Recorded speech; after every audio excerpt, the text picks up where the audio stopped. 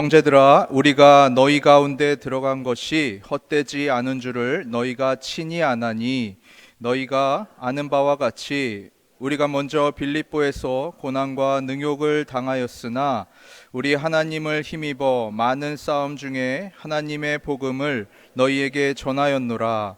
우리의 권면은 간사함이나 부정에서 난 것이 아니요 속임수로 하는 것도 아니라 오직 하나님께 옳게 하심을 입어 복음을 위탁받았으니, 우리가 이와 같이 말함은 사람을 기쁘게 하려 함이 아니요 오직 우리 마음을 감찰하시는 하나님을 기쁘게 하려 함이라.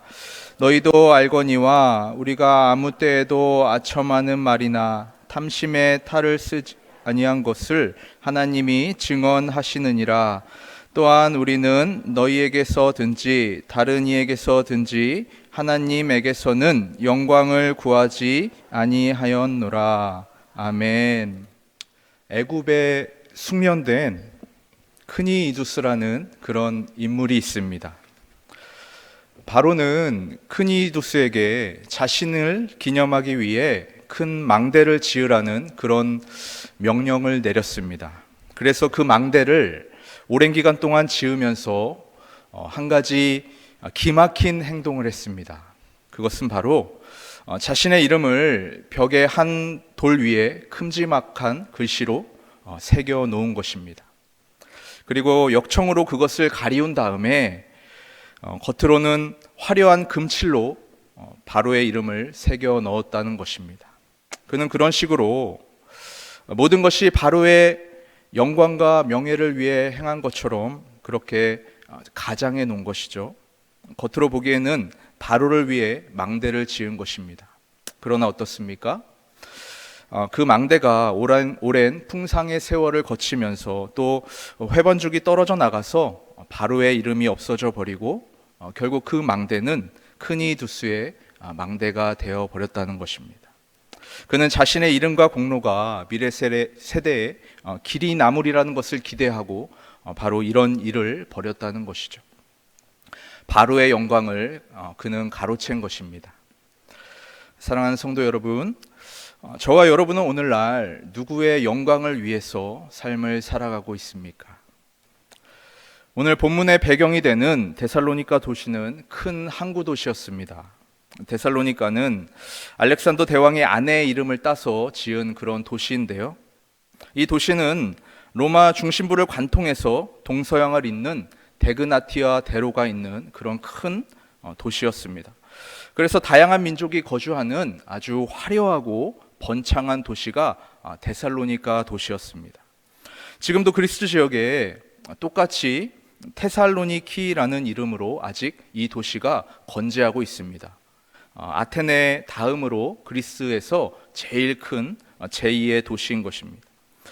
그 당시에 데살로니가 교회는 지금 우리의 교회처럼 도시 문화권에 있으면서 그 당시 세상에 화려하고 그런 세상의 타락한 문화 가운데서 믿음을 지켜나가는 그런 도시였습니다. 그런 교회였습니다.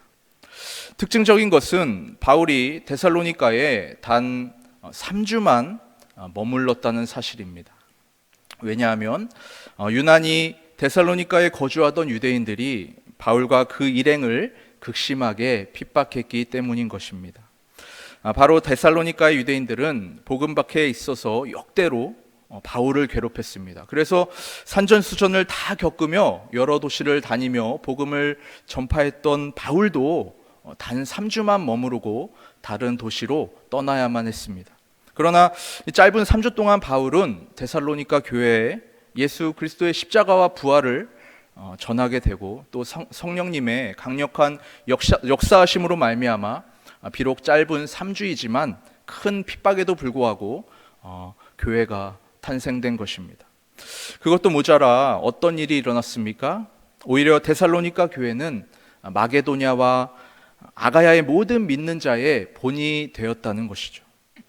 이처럼 급속도로 영적 부흥이 일어난 교회가 되었습니다. 우리가 읽지 않았지만 1장 7절의 말씀에 보면 이런 말씀이 있습니다. 그러므로 너희는 마게도냐와 아가야에 있는 모든 믿는 자의 본이 되었으니. 그들의 공동체는 이처럼 믿음의 역사와 사랑의 수고와 소망의 인내를 가지고 있는 그런 공동체였습니다. 유대인의 심한 핍박에도 불구하고 반기독교적인 그런 타락한 도시 문화권 속에서도 결코 믿음을 잃어버리지 않고 더욱더 굳건한 믿음으로 나아가는 그런 성령 충만한 공동체가 바로 데살로니가 교회였습니다. 그럼 과연 어째서 이런 강력한 믿음의 공동체가 탄생되었고 또한 도저히 복음이 뿌리내릴 수 없는 곳에서 뿌리내리고 또 열매를 맺고 더 나아가 모든 믿는 자의 본이 되는 그런 교회로 나아갔는지, 그 비결이 무엇인지 바로 오늘 본문을 살펴보며 정말 우리 양일교회도 데살로니가 교회와 같이 믿음의 본이 되는 교회, 회복에서 부흥으로 나아가는 우리 교회가 되기를 간절히 소망합니다. 오늘 본문 초반은 데살로니가에서 벌였던 바울의 사역을 회상하면서 시작되고 있습니다. 바울은 1절 말씀에 바울의 일행이 데살로니가에 들어간 것이 결코 헛되지 않았다고 고백하고 있습니다. 무슨 의미입니까? 바로 지난날을 돌이켜보니 바울이 데살로니가에 들어간 것은 결코 우연이 아니었다는 것이죠. 하나님의 특별한 인도하심으로 인해서 빌립보에서 복음의 싸움을 싸우는 가운데 결국 하나님의 인도로 인해 데살로니가에 오게 되었다는 것입니다. 그래서 이처럼 복음을 데살로니가에 전하게 된 것도 모두가 하나님의 인도하심과 섭리와 계획 가운데 있었음을 바울은 증언하고 있습니다. 그러면서 바울은 데살로니가에 전했던 복음의 본질에 대해서 설명하고 있습니다. 4절 말씀처럼 자신이 전한 복음은 하나님께 위탁받아 너희들에게 전해준 것이라고 말하고 있는 것이죠. 무슨 말입니까? 바로 내 의지와 내 지혜와 힘으로 전한 것이 아닌 하나님의 의지와 하나님의 힘과 하나님의 능력이 있었기에 자신이 복음을 담대하게 전할 수 있었다고 그렇게 말하고 있는 것입니다.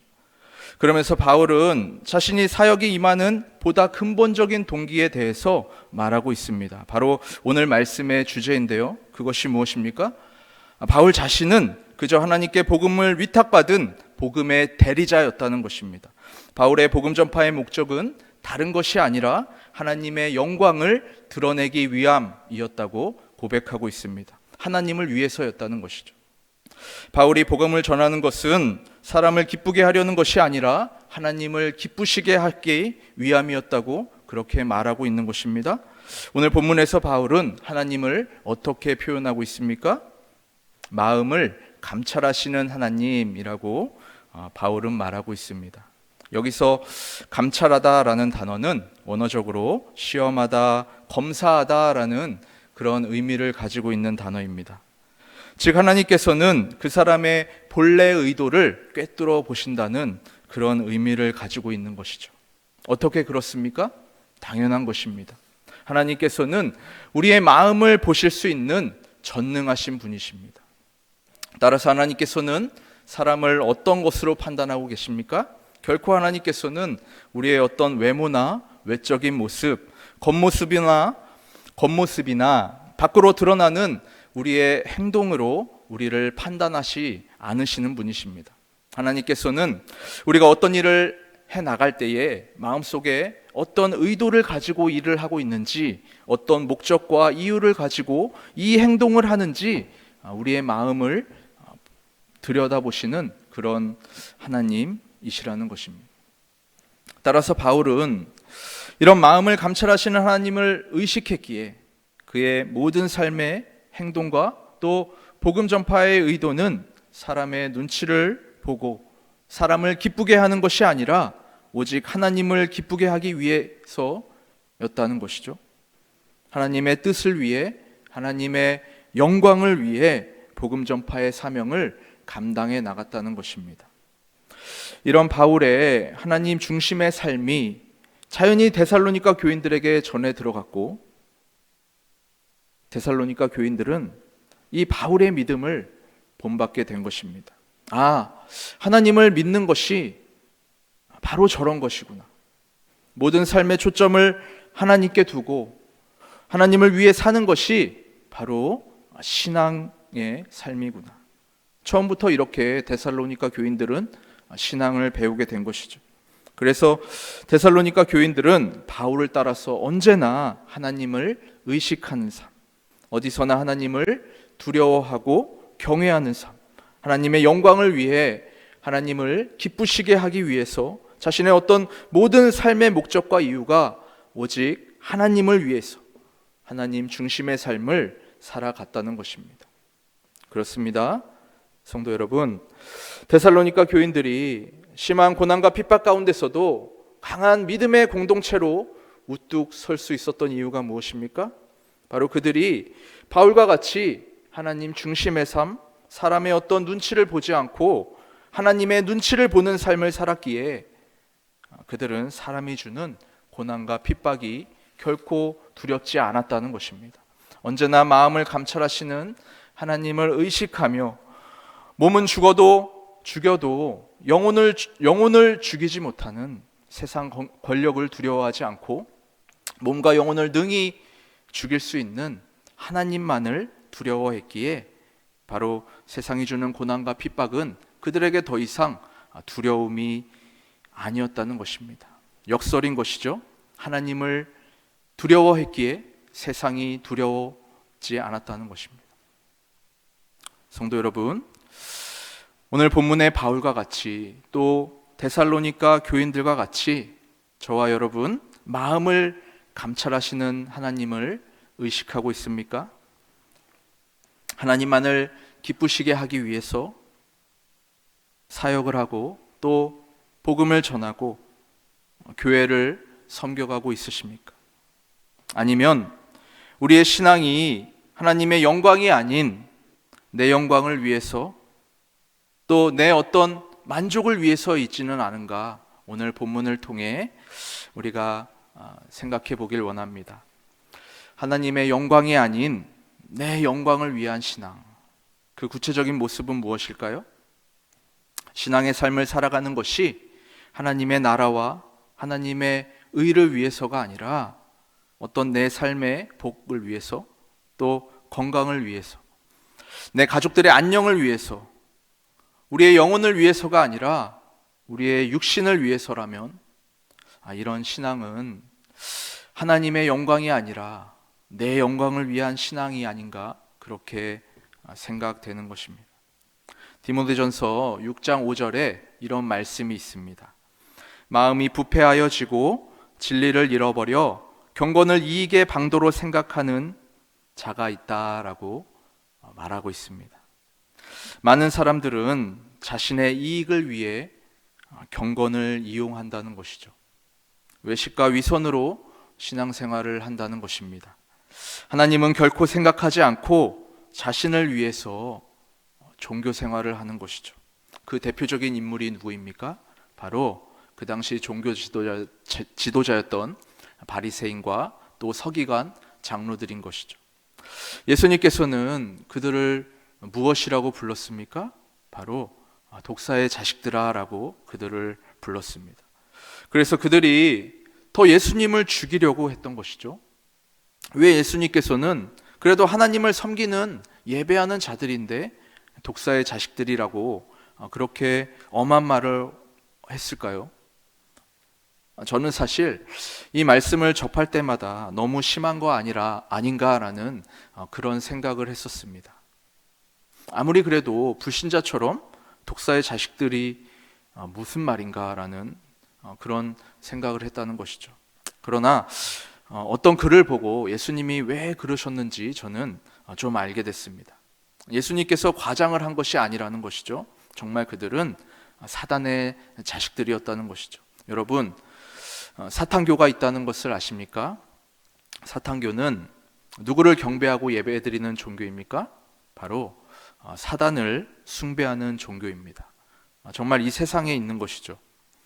사단교의 창시자는 안톤 랍이라는 인물이고 또 바포멧이라는 머리는 염소, 몸은 사람의 형상을 만들고 그것을 사단의 형상으로 숭배하는 그런 종교가 바로 사탄교입니다.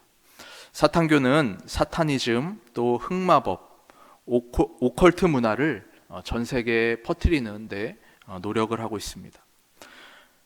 여러분, 충격적인 것이 무엇이냐면 바로 사탄교회는 사탄경이라는 그런 성경이 있는데요. 거기 사탄경 1장 1절은 무슨 말이 써있냐면 바로 내 자신의 주인은 바로 너 자신이다라는 말이 쓰여 있다고 합니다. 바로 삶의 모든 행동들, 삶의 모든 생각들, 모든 것을 자신을 위해서 행동한다는 것이죠. 자신에게만 집중해서 살게 하는 것이 바로 사단이 하는 일인 것입니다. 내 인생의 주인은 나고 나를 경배하고 또 내가 영광받아야 한다는 것이죠. 그래서 예수님께서는 그들을 향해 독사의 자식들이라고 한 것입니다. 여러분, 그러나 성경의 처음은 무엇입니까? 바로 태초에 하나님이 천지를 창조하시니라. 성경은 하나님의 이야기입니다. 그래서 성경의 중심은 인간이 아니라 하나님이시고 하나님이 세상의 중심이십니다. 하나님의 영광을 위해서 모든 피조물들이 있는 것이죠. 모든 만물들이 하나님의 중심으로 서 있을 때 바로 모든 피조물들은 참 안식과 참 기쁨과 참 평강으로 나아갈 수 있는 줄 믿습니다. 우리의 삶이 온전히 하나님의 중심의 삶을 살아갈 때 우리의 삶이 가장 최고로 행복된 삶이고 가장 최고로 가치 있는 삶인 줄 믿습니다. 이 진리는 세상이 어떤 흐름으로 흘러가든지 앞으로 수백 년 또 수천 년이 지나도 이 진리는 변함이 없을 줄 믿습니다. 여러분, 우리가 살아가는 이 시대, 점점 더 교회를 향한 핍박이 심해지는 시대입니다. 사회 문화가 더욱더 하나님을 대적하는 사회로, 문화로 나아가고 있고, 또한 코로나 팬데믹으로 인해서 반기독교적인 세력들이 더욱더 늘어나고 있는 시대가 이 시대입니다. 이런 시대 속에 살고 있는 그리스도인으로서 정말 고난과 핍박이 다른 지역에 비해 유난히 심했던 데살로니가 교인이 어떻게 복음을 수호하며 믿음을 지킬 수 있었는지 우리가 오늘 말씀을 살펴볼 때 그 비결이 있는 것이죠. 마음을 감찰하시는 하나님을 언제나 의식하며 우리의 육신은 죽일 수 있을지언정 정말 우리의 영혼을 어떻게 하지 못하는 세상 권력과 세상의 압력과 박해와 핍박을 두려워하는 것이 아니라 우리의 영혼을 능히 멸하실 수 있는 하나님만을 두려워하는 삶, 여기에 바로 우리가 이 환난 가운데서도 믿음을 지킬 수 있는 비결이 있는 줄 믿습니다. 하나님을 위한 목적으로 우리가 삶을 살아갈 때 하나님을 의식하며 하나님을 경외하며 나아갈 때 바로 세상을 이기는 믿음의 삶으로 나아갈 수 있을 줄 믿습니다. 여러분, 축구를 좋아하십니까? 아니면 야구를 좋아하십니까? 유럽 쪽은 축구가 더 인기가 있지만 우리나라나 미국은 야구가 더 인기가 있습니다. 우리나라 프로야구도 인기가 있지만 요즘은 미국의 메이저리그도 인기가 있는 것 같습니다. 왜냐하면 박찬호 선수를 비롯해서 요즘 많이 우리나라 선수들이 미국에 진출하고 있기 때문인 것이죠. 특별히 류현진 선수가 메이저리그에서 잘하고 있어서 메이저리그가 참 우리나라에 인기가 있는 것 같습니다. 류현진 선수가 예전에 뛰었던 팀이 바로 LA 다저스라는 팀인데 LA 다저스는 전통적으로 타자보다 투수가 강한 팀이었습니다. 이 LA 팀에서 10년이 넘게 에이스였던 투수가 있습니다. 바로 클레이튼 커쇼입니다. 이 선수 우리는 잘 알 수 없을지 모르지만 미국에서는 굉장히 유명한 선수입니다. 21세기 최고의 투수라고 불리우는 투수인데요. 20대 중반의 나이에 역사상 가장 비싼 몸값의 선수였다고 합니다. 최고의 투수에게 주어지는 그런 싸이 영상을 3번씩이나 탄 투수인데요. 류현진 선수의 승수가 현재 73승이고 또 우리나라의 레전드인 박찬호 선수의 그 아시아 최고승이 바로 124승인데 이 클레이튼 커쇼는 무려 185승을 하고 있습니다. 그리고 아직도 현역에 있고요. 작년에는 10승 투수가 되었습니다. 그러나 우리가 주목할 점은 바로 이 선수가 그리스도인이라는 사실입니다. 커쇼는 경기를 뛰지 않는 겨울철에는 아내와 함께 아프리카 같은 곳에 가서 선교 활동을 한다고 합니다. 커쇼의 자서전인 커쇼의 어라이즈라는 그런 책이 있는데 이 책에서 커쇼는 자신의 이런 성공 비결을 이렇게 고백하고 있습니다. 우리 두 사람은 기독교인이기 때문에 기독교인의 방식으로 세상을 이해하고 예수님에 대한 믿음으로 세상을 바라보면 세상이 완전히 달라 보인다. 그러면 인생에서 돈과 지위가 전부가 아님을 깨닫게 된다. 우리는 인간관계는 물론이고 하나님과의 관계 속에 있을 때 가장 큰 기쁨을 느끼고 인생의 깊은 의미를 발견하게 된다. 하나님께 영광을 돌리기 위해 사는 것이 우리의 삶의 목적이라고 믿으며 나는 인생을 항해하고 있다. 그렇습니다. 하나님의 영광을 위해서 살아가는 자는 하나님께서 책임져 주시고 높여 주실 줄 믿습니다. 코람 데우. 앞에서라는 뜻의 라틴어 코람과 하나님을 뜻하는 데우스의 합성어로 하나님 앞에서라는 뜻을 가진 말입니다. 코람 호미니부스, 인간 앞에서라는 말과 대비되는 단어인 것이죠.